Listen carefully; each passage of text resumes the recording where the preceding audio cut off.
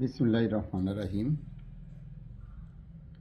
মানবাধিকার সামাজিক উন্নয়ন কল্যাণ পরিষদের উদ্যোগে কিছু কথা বলতে চাচ্ছি। আজকে দেশের পরিস্থিতির মোকাবিলা করতে হলে আমাদের দরকার ঐক্যবদ্ধ। সমাজতান্ত্রিক গণতান্ত্রিক অধিকার রক্ষার্থে আইনের সুফল পেতে হলে আমাদের দরকার ঐক্যবদ্ধের মাধ্যমে এই দেশের যে কোনো সমস্যা সমাধান করা সহজ হয়ে যায়। আসুন আমরা এই হতদরিদ্র গরিব রাষ্ট্র, যেখানে আমরা একবেলা দুই বেলা খেয়ে একবেলা না খেয়ে থাকতে হয়েছে, আজকে আমাদের সন্তানরা ভালো আছে।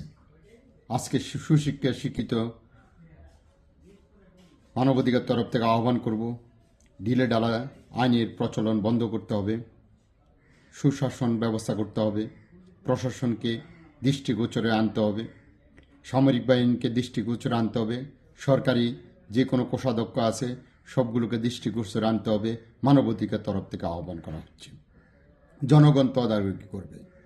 জনগণের মাধ্যমে দেশের যে কোনো সমস্যা সমাধান করা সম্ভব। তাই জনগণ ঐক্যবদ্ধ হন।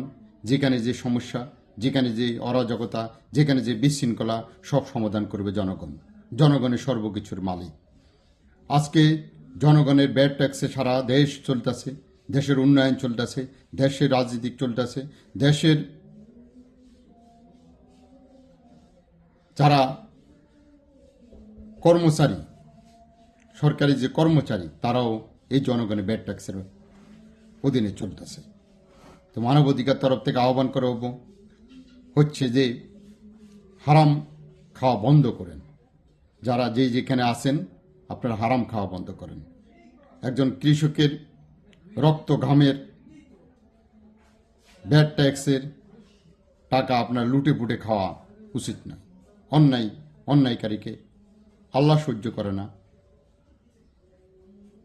তাই আপনারা অন্যায় না করে জনগণের পাশে দাঁড়ান। আর জনগণ যেখানে আছেন আপনারা সমাজবদ্ধভাবে সমাজের শৃঙ্খলাকে ফিরিয়ে আনুন, মাদক মুক্ত করুন।